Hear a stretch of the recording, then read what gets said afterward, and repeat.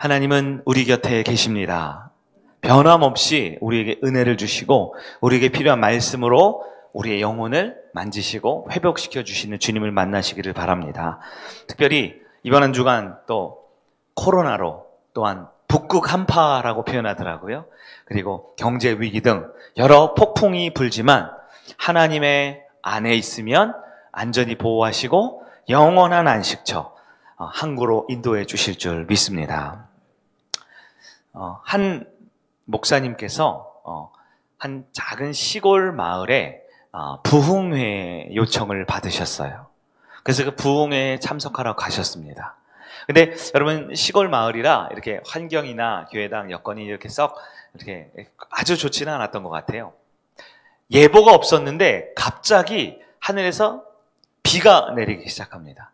비가 내리는데요. 그냥 비가 내리면 괜찮은데 비가 내리니까 그 시골교회 예배당 이 곳곳에 물이 똑똑똑 새기 시작하는 거예요. 그래서 이 부흥강사 목사님이 약간 당황을 했습니다. 그래서 우리 한번 하나님의 은혜를 구해봅시다 하더니 갑자기 성도들에게 이제 예배를 시작하기 전에 우리 한번 뜨겁게 우리 주여 삼창하고 기도합시다 그러셨대요. 그리고 주여 이 비가 속히 멈춰지게 하옵소서. 비가 그치도록 기도합시다. 주여 삼창하고 전성도가 함께 기도를 뜨겁게 했대요. 자, 기도가 이제 다 마무리됐어요. 기도가 끝나고 딱 눈을 떴는데 어떤 일이 벌어졌을까요? 비가 그치기는커녕 비가 점점 더 많이 오는 거예요. 점점 더 막 거센 소리가 비 내리는 소리가 들립니다. 목사님이 살짝 당황하셨어요. 이렇게 되면 안 되는데 하나님이 오늘 부흥에 은혜를 주셔야 되는데 그러면서 성도님들에게 하나님이 일단은 비를 더 내리실 모양입니다. 그러면서 그렇다면 우리가 한 번 더 기도합시다. 이번에 기도할 때는 아무리 비가 오더라도 우리 부흥회에 나쁜 영향을 주지 않도록 부흥회가 은혜가 많이 받을 수 있는 좋은 환경을 열어달라고 기도합시다 하고 성도들과 함께 다시 한번 주여 삼창을 하면서 뜨겁게 기도를 했대요. 기도를 더 열심히 했습니다. 기도를 마쳤습니다. 어떤 일이 벌어졌을까요? 비가 더 많이 오는 거예요. 더 많이 장대같이 비가 막 쏟아집니다. 목사님이 식은땀이 막 흘러내렸어요. 이거 어떡하지? 부흥회 망치면 어떡하지? 그러나 마지막으로 이제 예배드리기 전에 홀로 이번에는 같이 기도하자 못하고 혼자 주님 도와주셔야 합니다. 이 부흥회 성공해야 됩니다. 은혜 받아야 됩니다. 하고 기도하고 딱 설교를 시작하려는 찰나 갑자기 천둥 번개가 치면서 우르릉 쾅쾅쾅 하면서 번쩍번쩍 번개가 치기 시작하더래요. 목사님이 당황했지만 이제 말씀을 딱 시작하는데 갑자기 놀라운 일이 벌어졌습니다. 무슨 일이 벌어졌냐? 갑자기 저 본당 뒤에 문이 활짝 열리면서 갑자기 이 교회 성도가 아닌데 한 수십 명의 사람들이 갑자기 교회 본당으로 몰려 들어오더래요. 그 사람들이 너무 놀랐습니다. 저 사람들이 뭐야? 알고 보니까 그 시골교회에 한참 농사를 열심히 해야 되는 농번기였어요. 그런데 일기예보가 있었다 그랬어요? 없었다 그랬어요. 일기예보 없이 비가 내리는 거예요. 비가 내리니까 일하기가 어렵죠. 그러나 사람들도 돈 주고 사오고 열심히 이제 수확해야 되니까 비가 좀 오더라도 그래도 한번 해보자 하는 데까지 했대요. 근데 갑자기 비가 더 많이 오는 거예요. 그러니까 이러면 안 되는데 마지막까지 어떻게든 한번 해보자 했대요. 그런데 이게 웬걸 갑자기 천둥 번개가 치기 시작하니까 이 한참 일하던 농부들이 어쩔 수 없이 비를 피하고 천둥 번개를 피하려고 우르르 몰려왔는데 그게 어디였을까요? 그게 그 예배당이었대요. 그리고 그날은 밤새도록 비가 오고 천둥 번개가 쳤대요. 그 자리에 찾아온 사람들이 그 마을 사람들이 그날 밤 다 예수를 만나게 됐다고 합니다. 다 예수를 믿고 그 교회가 예수님 중심의 참교회가 되었다라고 제가 들었어요. 제 얘기가 아니라. 네. 여러분, 우리 주님께서는 항상 우리보다 한 수 위인 것 같아요. 우리는 비가 그치게 해달라고 그랬죠. 주님 비가 그치는 것보다 더 좋은 길을 알고 계셨어요. 우리는 천둥 번개 치면 우리 기도가 응답 안 됐구나 라고 생각하지만 하나님의 계획은 항상 한 수 더 위입니다. 그 목사님이 부르심을 받았어요. 그 교회 무엇 하러 왔다고요? 부흥회를 하러 왔잖아요. 우리 주님께서는 가장 좋은 목적 그리고 그것을 이루기 위한 목표를 가지고 우리에게 기도를 통해 역사하시는 주님인 줄 믿습니다. 여러분, 기도하고 계십니까? 한 주간의 삶에 지난 연말 또 연초를 맞으면서 우리가 사명을 받았다면, 주님이 주시는 어떤 사명을 깨달았다면, 우리가 하나님 앞에 은혜를 더 필요하고 구하고 있다면, 혹은 코로나 때문에 어렵다면 우리는 기도해야 합니다. 기도해야 삽니다. 많은 분들이 이런저런 이유로 하나님을 멀어지려 하는 것 같아요.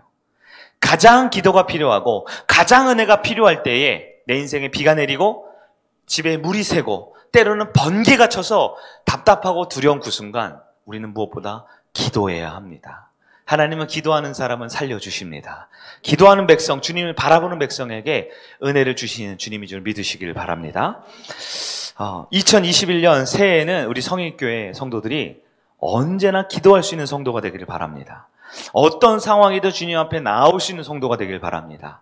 힘들고 어려운 순간 무릎으로 나아가는, 그래서 응답받는 저와 여러분 되길 주의 이름으로 축복합니다. 오늘 본문 우리가 107편을 읽었어요. 좀 긴 말씀이었는데요. 이 말씀의 배경을 보면 이 망망대해 위에 떠있는 한 척의 배의 모습을 볼 수 있는 것 같아요. 우리 그림을 한번 보여주시겠어요? 화면을 보시면 저렇게 망망대해에 지금 비가 오진 않지만, 그렇다고 파도가 크게 일진 않지만 넓은 바다에 배가 한 척이 딱 떠있죠. 네. 오늘 본문이 바로 저 먼 바다에 큰 바다에는 저 배와 같다고 합니다. 23절을 우리가 읽었는데 23절 내용이 뭐냐?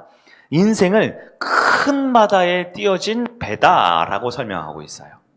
24절을 보니까요, 바다 위 항해할 때 이것은 하나님께서 주관하시는 놀라운 삶의 현장이다, 이렇게 24절에 말하고 있고요.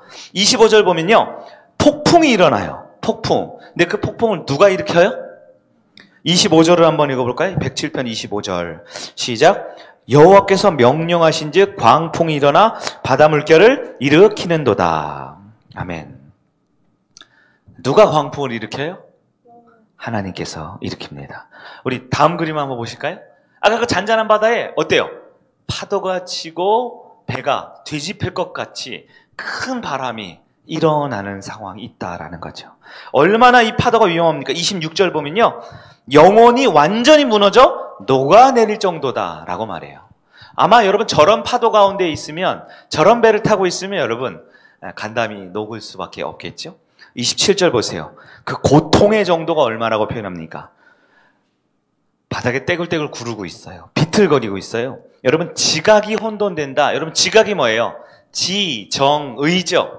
생각과 감정과 내 의지가 마비가 되는 거예요. 완전 요즘 젊은이들 말로 멘탈이 붕괴된다. 완전히 정신이 나갔다 할 정도로 두렵고 힘든 상황이 저 바다 한복판에 일어나는, 배에 일어나는 일이죠. 28절 볼까요? 그럴 때 고통이 극심하자 그리어 드디어 그 고통 때문에 무엇을 합니까? 우리 28절은 같이 한번 읽어볼까요? 28절 시작.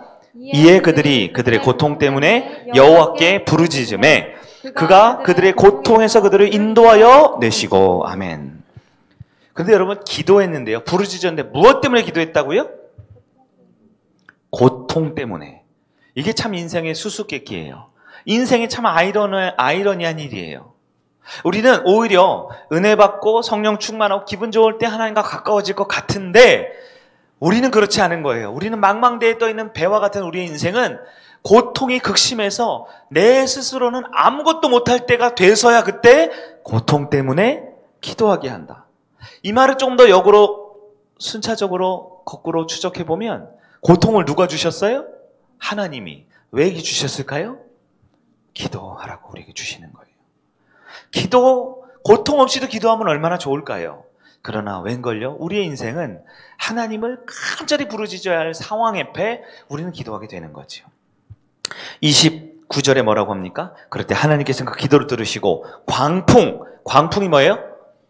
바람이지요. 광풍을 고요하게 하신대요. 물결은 뭐예요? 파도지요. 바람과 파도를 잔잔하게 하신다라고 했어요. 그러자 30절 배에 탄 선원들은 드디어 평온의 마음을 찾고 어디로 하나님이 인도하신다? 항구, 뭐예요? 목적지로 하나님이 인도해 주신다라고 표현되어 있습니다.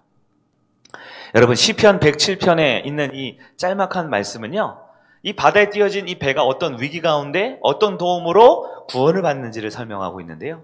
여러분 놀랍게도 이 시편 구약에 있는 말씀은 신약 성경에 거의 똑같은 얘기가 또 있는 걸 여러분 아마 눈치채시는 분들이 있을 거예요. 여러분 성경 한번 볼까요? 마태복음 8장 23절에서 27절입니다. 신약 성경 마태복음 8장 23절에서 27절. 제가 가진 성경으로 11면에 있어요. 신약 성경 11면.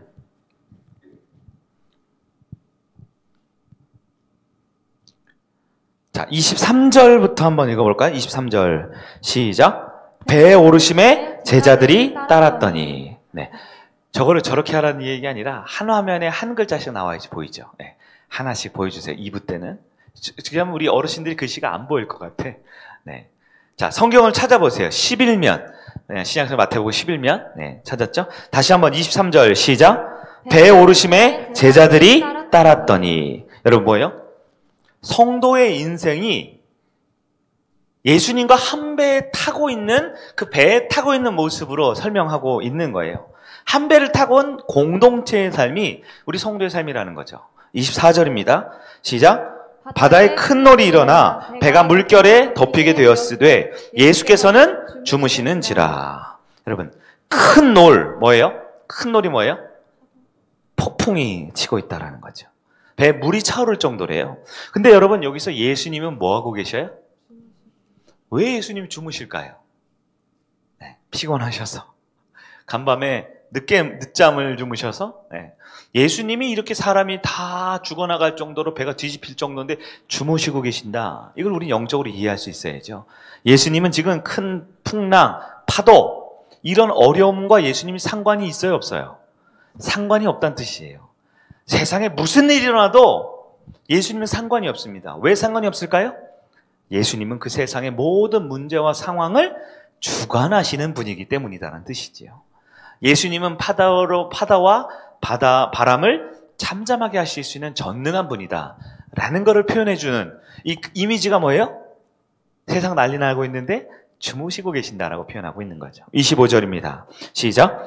그 제자들이 나와 깨우며 이르되 주여 구원하소서 우리가 죽겠나이다. 여러분, 제자들이 처음에는 스스로 노력했어요.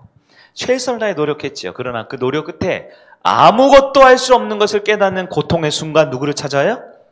주님께 부르짖는 거지요. 우리 아까 시편에 본 내용이랑 똑같은 이야기가 진행되고 있지요. 26절입니다. 시작.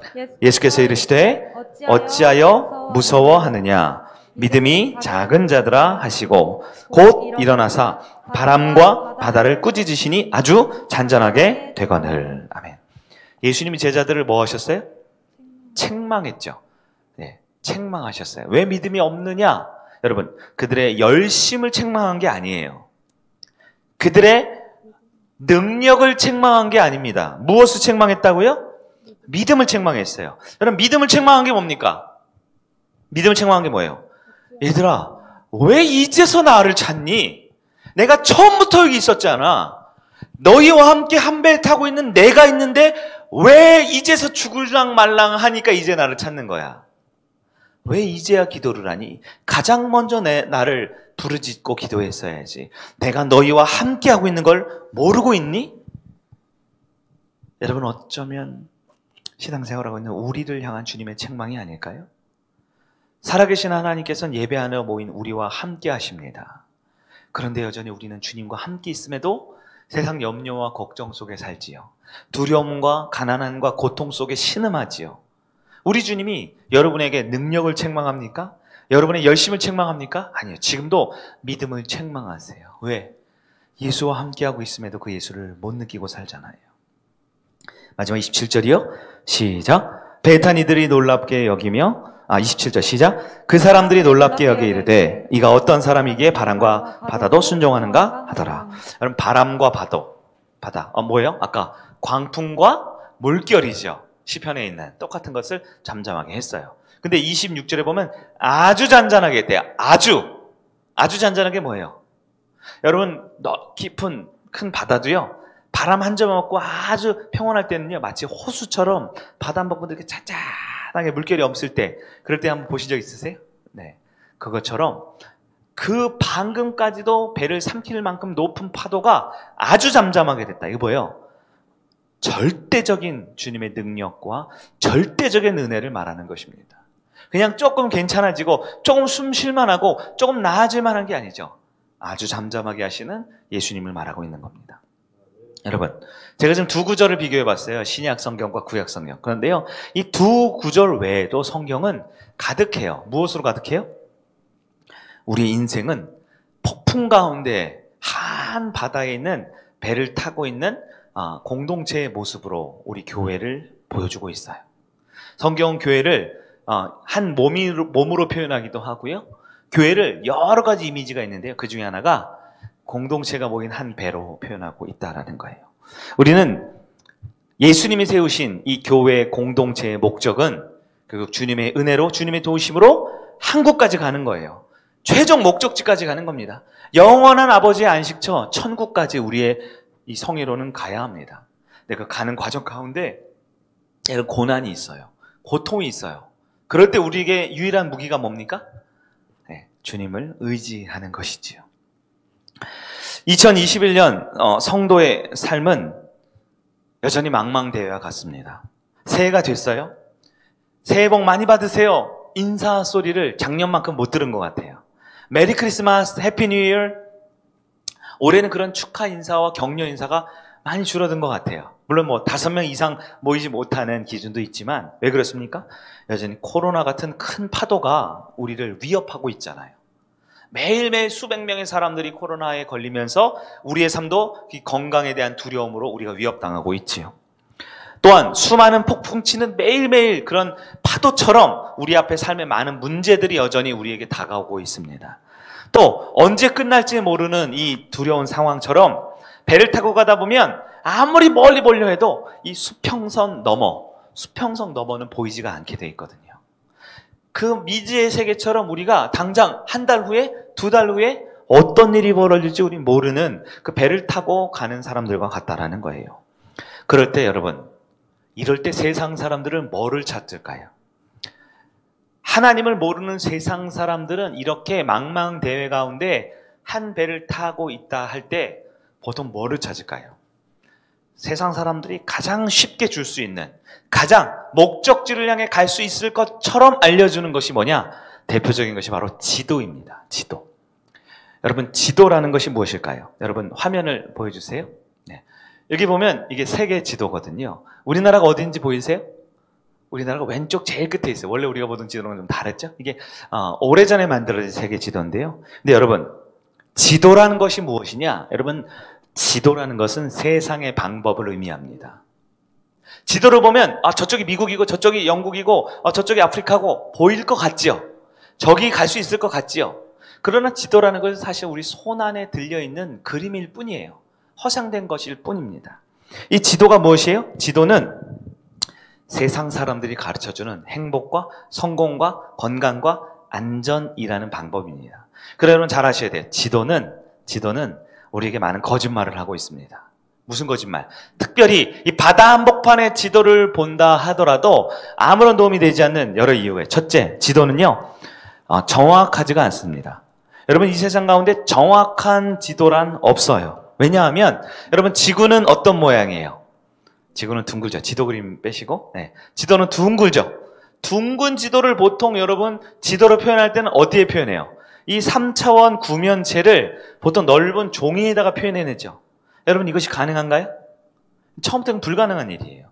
이 동그란 지구를 펼쳐서 이 종이에 펼쳐내다 보면 당연히 어떤 지형이나 지리적으로 왜곡이 일어날 수밖에 없어요.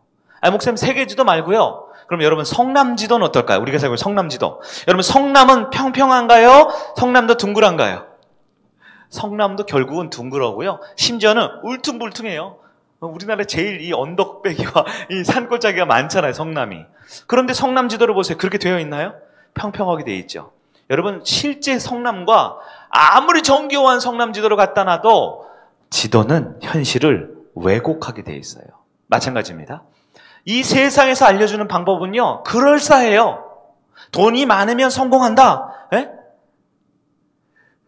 거리를 두기를 해서 내가 코로나에 걸리지 않고 내가 이번에 코로나 안 걸리면 나는 영원히 살 것 같다. 그렇게 말해주는 것 같아요.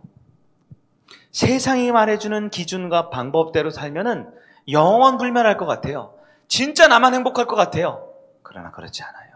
정확하지 않습니다. 지도가 잘못된 건 두 번째 뭐냐? 여러분, 지도는 아무리 최신 지도가 나와도 내일이 되면 또 최신 지도가 나와요. 최신 지도. 요즘엔 여러분 운전할 때 내비게이션이 있지만 과거에는 어땠어요? 자동차만 전부 다 전국 최신 지도라는 그 지도책 다 갖고 있었죠. 거기 다 최신 지도라고 써있지 않아요?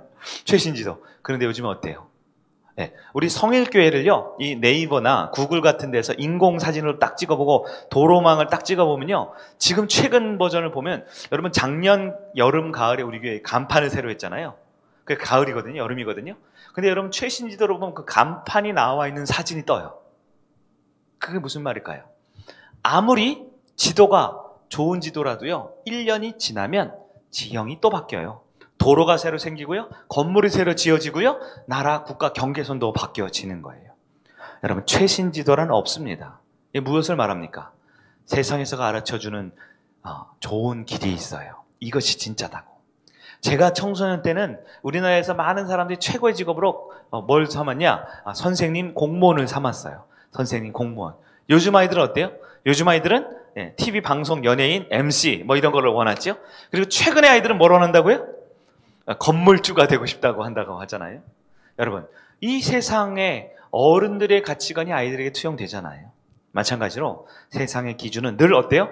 늘 바뀌어요. 늘 새로워져요. 언제는 이게 좋다 그랬다가 또 언제는 이게 좋다 그랬다가 이건 정말 나쁘다 그랬다가 얼마나 바뀝니까? 요즘 TV를 보면 그 연예인이 아닌데 무슨 역사 선생님 그리고 어떤 뭐 군인 이런 각자 사회 각계각층의 유명한 사람들이요, 인기세를 타고 방송에 진출하는 경우가 있어요. 그런데요, 놀랍게도 1년이 안 가서 6개월이 안 가서 그들의 과거가 드러나면서 와르르 무너지는 사람들 이야기가 많이 나와요. 그렇게 전 국민이 어떤 선생님이 그렇게 좋대요. 어떤 군인이 그렇게 훌륭하대요. 그랬다가 불과 몇 주 안 돼서 세상에서 제일 나쁜 사람으로 만들어버려요. 여러분, 세상의 기준은 부정확합니다. 매일매일 바뀌는 거예요. 지도는 또 어떤 단점이 있나요? 지도는요, 공평한 지도란 없습니다. 공평하지 않아. 이게 무슨 얘기냐? 아까 우리가 세계 지도를 봤죠? 세계 지도의 중앙에 어떤 나라가 있는 줄 아세요? 세계 지도의 중앙에는 어떤 나라가 있는 줄 아세요? 그 지도를 만든 나라가 가게 돼 있어요. 여러분, 우리나라가 만든 세계 지도를 보면 중앙에 어느 나라가 있어요? 우리나라가 있어요. 근데 조금 전에 본 지도는 아마 이제 유럽에서 만든 지도가 되니까 유럽이 중앙에 있죠. 미국에서 만든 지도 보셨나요? 그러면 아메리카 대륙이 중앙에 위치하게 돼 있습니다. 모든 지도라는 것은요, 내가 보고 싶은 것, 보여주고 싶은 것을 표현하게 돼 있어요. 옛날에 냉전 시대 때 80년대 이전 어땠습니까? 그때는 세계 지도가 아주 재밌어요. 그때 기록을 찾아보면요, 그때 구소련 어때요? 소련을 전 세계 절반만큼 크게 그리고요, 미국은 아주 조그만 나라로 그려놨어요. 그리고 미국 측 자유진영에서 지도는 어때요? 미국을 이렇게 대빵만큼 알래스카를 이따만하게 그려놓고 러시아는 아주 작게 만들어놨습니다. 뭐예요? 모든 지도라는 것은 정치에 동원이 되죠. 복잡한 얘기 말고 쉬운 얘기를 해볼까요? 여러분, 맛집 지도라고 아시죠? 맛집 지도. 맛집 지도 보면 뭐가 나와 있어요? 맛집만 나오죠. 관공서, 경찰서, 교회 하나도 없어요. 지도라는 것은 내가 보고 싶은 것을 보여줍니다. 사람들이 원하는 것을 보여줘요. 그래서 망망대해 가운데 이게 진짜 지도입니다라고 보물지도로 갖다 놔보세요. 사람들은 그걸 보고 환호성을 지르겠지만 보물지도는 폭풍 가운데 우리를 지켜주지 못합니다. 보물지도는 우리를 안전한 항구로 데려다주지 못하는 거예요. 마지막 네 번째, 지도의 가장 심각한 문제는 뭔지 아세요? 지도. 이렇게 지도라는 것은요, 내가 그것을 볼 수는 있지만 나를 그곳에 데려다 주지는 못합니다. 밤낮 들여다보면 여기 좋지, 이거 하면 되지, 이것은 그저 꿈과 허상일 뿐 내가 그곳에 갈 수 있게 만들어주지 못해요. 제가 지금 지도에 대해서 여러 가지 말씀드렸는데 이 지도가 무엇입니까? 지도는 이 세상의 기준을 말해요. 세상의 가치관을 말해요. 정확하지 않습니다. 늘 변합니다. 내가 보고 싶은 것만 보게 하고요, 무엇보다 헛된 것을 보게 하지요. 그러면 우리가 한 바다 복판에서 폭풍이 불 때 정말 정말 우리 배에 필요한 것은 무엇일까요? 우리 성일교회를 주님을 선장으로 한 배로 여긴다면 우리 배가 2021년도 우리 성일교회를 이끌어갈 때 가장 꼭 필요한 건 무엇일까요? 아까 지도는 아니라 그랬어요. 세상의 가치관과 기준은 아니라 그랬어요. 두 가지가 필요합니다. 두 가지가 필요해요. 첫째는 북극성이 필요하고요. 두 번째는 나침반이 필요합니다. 바다에 배를 띄울 때 절대적으로 필요한 것이 있는데 첫 번째가 뭐라고요?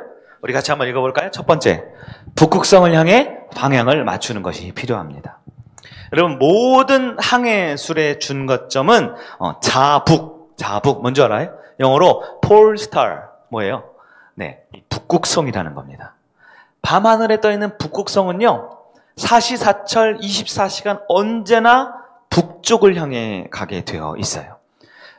하늘에 고정되어 있는 것이 바로 북극성이죠. 그래서 이 뱃사람들이 이것을 불변의 안내자라고 표현하기도 합니다. 여러분, 교회를 하나의 배로 여겨 2021년도 이 망망대해 앞길이 보이지 않는 코로나 파도가 넘치고 세상에 문제가 바람이 부는 이 환경 가운데 우리 교회, 이 성일호가 흔들림이 없이 그 기준을 잡기 위해서 필요한 북극성 있다면 그 북극성은 무엇일까요? 북극성은 바로 예수 그리스도입니다. 모든 신앙의 중심이 되며 최종 목적은 예수 그리스도입니다. 교회를 설립하시고 교회를 이끌어 가시고 그리고 교회가 나갈 방향을 제시하는 분도 오직 예수 그리스도입니다. 교회는 예수님으로부터 시선을 떼는 순간 방향을 잃게 되어 있어요. 방향을 잃게 되어 있어요. 마태복음 14장 29절 30절 우리 한번 읽어보겠습니다. 시작. 오라 하시니 베드로가 배에 내려 물 위로 걸어가 예수께로 가되 바람을 보고 무서워 빠져가는지라 소리질러 이르되 주여 나를 구원하소서 하니.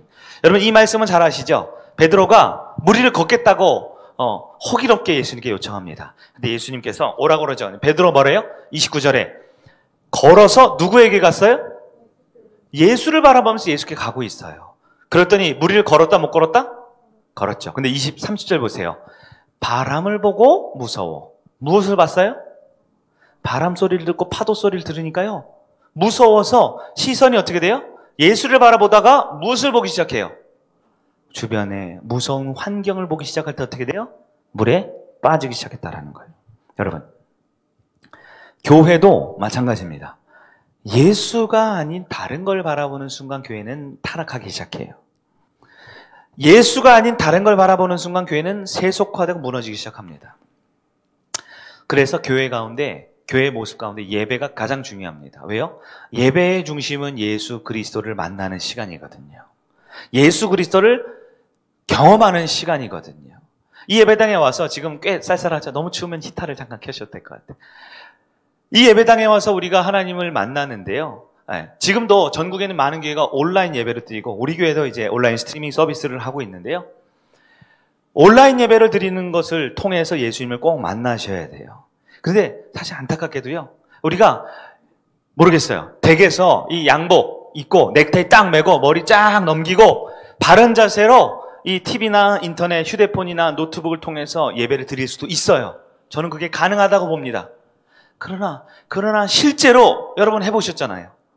이 TV, 큰 TV, 혹은 모니터, 혹은 이 휴대폰으로 우리가 예배를 드리며 우리는 형식적으로 예배에 참여할 수는 있지만 이 예배 가운데 살아계신 예수님을 바라보고 예수님을 만나는데 실패하는 경우가 너무 많아요. 지금도 온라인으로 예배드리는 분이 계실 수 있겠지만 여러분, 우리는 언제나 우리의 북극성 되신 예수를 바라볼 수 있어야 됩니다. 그 예수를 바라보는 방해가 되면 집에 어떤 물건이든 어떤 사물이든 다 치워낼 수 있어야 돼요. 오직 주님께만 집중해야 돼요. 그런데 만약 혹시 반바지 차림에 나시티 차림에 머리는 떡지고 세수는 눈곱은 껴있고 앞에 테이블에는 음식이 차려져 있고 그냥 이렇게 TV 구경하듯 그렇게 TV를 보며 예배를 드린다? 불가능한 건 아니지만 상당히 어려울 것 같아요. 그래서 어떤 권사님 저한테 문자 보내요. 목사님 이번 주 교회 가도 돼요? 네, 제가 문자 보냈어요. 우리 온라인이지만 20명입니다. 근데 또 보냈어요. 목사님 저 꼭 교회 가고 싶어요. 저 교회 가도 돼요? 네, 권사님 안심하시고 교회 오세요. 왜 그럽니까? 그 아무리 좋은 TV, 아무리 좋은 여건이 있지만 내가 말씀은 들을 수 있어요. 영상에 나오는 노래는 따라할 수 있어요. 그러나 내가 예수를 못 만나면 우리 교회는 지금 방향을 잃어버린 것과 똑같다라는 거예요. 물론 이 자리 현장에 계신 분도 마찬가지입니다. 우리가 몸은 이 자리에 있지만 지금 마음은 집에 있는 암흑의 생각, 다음 주에 있을 어떤 걱정, 염려, 내 환경에 내 마음을 빼앗겨버리고 예수를 바라보지 못하면 교회는 딴 방향으로 새어가는 것과 마찬가지예요. 시간이 많이 갔지만 한 가지만 더 살펴볼게요. 네. 밤하늘이 늘 맑지만은 않아요. 그런데 밤하늘을 보면 북극성을 보면 기준을 잡을 수 있다고 했죠. 예수를 바라보면 기준 잡죠. 근데 때로 밤하늘을 볼 때요, 밤하늘에 구름이 낀 날이 있어요. 비가 오는 날이 있죠. 그럴 때는 어떻게 해요? 그림을 보여주세요. 네, 갑자기 천둥번개 치고 하늘이 어때요? 시커먼 구름이 끼어져 있죠. 배를 타고 항해를 하는데 저렇게 깜깜할 때가 있어요. 네, 그러면 어떻게 합니까? 마찬가지로 우리 인생에도요, 우리가 예수 중심으로 예수를 믿겠다고 기독교인이 되고 예수를 바라보며 예배를 드리는데 우리 인생에도 예수가 안 보일 때가 있어요. 예수님이 느껴지지 않을 때가 있어요. 아무리 예배를 드리고 찬송을 불러도 예수님을 경험하지 못할 때가 있어요. 그럴 때 어떻게 합니까? 내 인생에 구름이 껴서 밤하늘에 떠있는 북극성이 보이지 않을 때 어떻게 합니까? 그럴 때 우린 두 번째 아주 중요한 역할이 필요해요. 하나님이 우리에게 주신 두 번째 항해할 때 필요한 게 뭘까요? 같이 읽어봅니다. 시작. 나침반을 주의 깊게 관찰하기. 모든 배에는 반드시 나침반이 필수적으로 있어요. 왜냐하면 나침반이 없는 순간 바다에선 길을 잃어버리거든요. 바다에는 도로망이 없잖아요. 표지판이 없잖아요. 어떻게 합니까? 나침반은 여러분 긴 쇠막대로 만들어져 있어요. 여러분 보신 적 있으세요? 한번 보여주시겠어요? 나침반은 저렇게 생겼어요. 그래서 항상 저 빨간색 색칠한 게 항상 북쪽을 향해 가게 되어 있습니다. 항상 북쪽을 향해 가게 되어 있어요. 여러분 우리 교회에 나침반이 있다면 무엇이 있을까요? 네. 교회의 나침반이 무엇이 있을까요? 네. 교회 나침반은 바로 성경입니다. 성경. 여러분 성경이 하나님인가요? 우리가 성경을 믿나요? 그렇지 않아요. 성경은 나침반이에요. 나침반은 항상 빨간색 쇠 막대기가 북쪽을 가르쳐 주지요. 북극성 있는 쪽을 가르쳐 준다는 뜻이에요. 즉 성경은 성도들로 하여금 누구를 바라보게 할까요? 예수를 바라보게 하는 역할입니다. 여러분 성경을 읽고 성경을 가까이 하고 성경을 배우는 거 중요합니다. 그런데 많은 이단들은 예수님은 빼버리고 성경 자체를 신성시해요. 성경 자체가 우리 인생의 목적이 아닙니다. 성경은 언제나 북쪽인 예수를 바라보게 해주는 것입니다. 이 기준을 놓치면 안 돼요. 우리 인생의 최종 목적은 언제나 예수 그리스도입니다. 예수가 우리 인생의 기준점이 되어야 돼요. 그리고 그 예수를 보기 힘들 때 우리는 성경을 통해 예수께 나아갈 수 있습니다. 작년 한 해 동안 많은 분들이 성경 1독, 2독 하셨죠? 왜 읽으셨습니까? 똑똑해지려고요? 교회에서 한마디 더 하려고요? 너무 무식하니까 좀 똑똑해지려고, 지혜로워지려고요? 그러나 여러분, 세상이 성경을 인용합니다. 제가 얼마 전에 아이들과 함께 영화를 봤는데요. 헐리우드 영화였는데요. 막 히어로 나와서 싸우는 거예요. 근데 거기 악당이 사람들을 죽이면서 뭐라 그러냐? 성경을 인용해서 한마디 툭 던지더라고요. 제가 그걸 보면서 느꼈어요. 야, 세상도 저렇게 좋든 나쁘든 성경을 인용하는데 우리 그리스도인들 삶에 문제가 있을 때 성경 말씀이 튀어나올까? 우리 그리스도인들은 삶에 기쁜 일이 있을 때 말씀으로 주님을 찬양할 수 있을까? 제자 훈련할 때 그렇게 성경 많이 암송하는데 실제 삶의 현장에 암송된 구절이 튀어나오고 있는가? 세상보다 어쩌면 더 성경을 모르고 있는 우리의 모습이 느껴졌습니다. 여러분, 성경으로 돌아가야 합니다. 왜냐하면 예수를 만나기 위해서입니다. 오늘날 많은 교회들이 성도 중심인 교회가 있어요. 성도 중심. 네. 그러나 성도 중심이라는 말이 말씀은 참 좋아 보이지만 그것은 철저하게 반기독교적인 인본주의로 간다는 뜻과 똑같습니다. 여러분, 르네상스가 무엇입니까? 르네상스. 네. 돌아가는 거죠. 과거로 돌아가는 거죠. 언제로? 네. 그리스, 로마 시대. 인간이 중요했던 그 시대로 돌아간다는 거예요. 여러분, 르네상스는 철저하게 반기독교적인 사상입니다. 교회의 중심은 무엇입니까? 교회의 중심은 예수 그리스도입니다. 교회의 방향은 어떻게 정해야 합니까? 하나님 말씀으로 정해야 합니다. 그러나 많은 분들이요, 교회에 타고 있는 성도들 중심으로 교회를 운영하고 싶어 해요.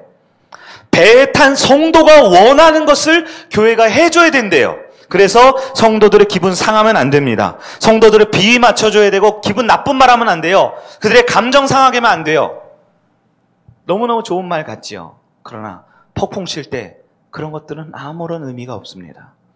폭풍 칠 때는 북극성만 보고 갈 수 있어야 돼요. 북극성이 보이지 않으면 나침반을 켜서 성경을 통해 우리의 길을 가야만 안전한 항구로 갈 수가 있습니다. 저는 바라기를 2021년 우리 교회가 더 사랑이 많고 따뜻한 교회가 되길 원해요. 그러나 예수를 놓치고 성경을 두 번째로 놓는 순간 교회는 타락할 수밖에 없다라는 것을 기억해야 합니다. 말씀을 정리하겠습니다. 2021년도 새해가 밝았지요. 그러나 우리의 삶은 여전히 망망되어 있는 것 같아요. 안전한 포구, 항구에 들어와 있지 못해요. 전혀 예상할 수 없는 한 주 한 주, 다음 주는 어떤 일이 벌어질까요? 혹시 어떤 곳에 갑자기 확진자가 늘어나거나 갑자기 어떤 천재지변이 일어나거나 우리가 이번 겨울에 이렇게 추울 걸 예상했습니까? 예상했습니까? 폭풍처럼 찾아오는 이 코로나의 위기 가운데 많은 사람들은 세상의 지혜, 즉 지도를 들이대면 자, 백신이 나오면 다 살 수 있어요 라고 말해요. 거리두기를 성공하면 우리는 안전하다고 말해요. 그러나 백신이 나와도요, 거리두기 성공해도요, 방향을 잃어버리면 결국 우리는 멸망으로 갈 수밖에 없습니다. 우리의 중심에 진짜 무엇이 가장 중요한지를 볼 수 있어야 돼요. 내가 건강한 거, 내가 한 번 더 안전한 거, 내가 한 번 더 기분 상하지 않고 한 번 더 내가 원하는 거 이뤄내는 것, 물론 그것도 필요하지만 우리는 성일호를 탄 한 배를 탄 성도로서 한 마음으로 주님께서 인도하시는 그 영원한 목적지로 향해 가는 우리의 중심을 놓치지 않을 수 있어야 합니다. 여러분, 성일호 함께 타고 있는 거 맞습니까? 오늘 아까 등록 또는 뭐 재직 신청, 사역 신청 이런 걸 했어요. 아, 목사님이 또 무슨 계획이 있으신가? 우리를 또 힘들게 하려고 그러나? 아니요. 그것이 교회의 본질입니다. 교회의 한 마음이 되고 한 공동체가 되지 않으면 그 교회는 파손할 수밖에 없어요. 그래서 뱃사람들의 옛 격언이 있죠. 한 배에 타려면 반드시 노를 저어라. 노를 젓기 싫으면 배에서 내려야 한다. 이런 말을 해요. 여러분, 성일호에 함께 탄 진짜 이 배에 우리 선원들, 선장 되신 예수님과 함께 탄 한 가족이 맞습니까? 그렇다면 교회를, 하나님의 몸된 교회를, 주님의 교회를 사랑하고 한 마음이 되어 주셔야 합니다. 그럴 때 우리 교회는 예수를 놓치지 않을 수 있고요, 성경으로 우리는 방향을 놓치지 않을 수 있어요.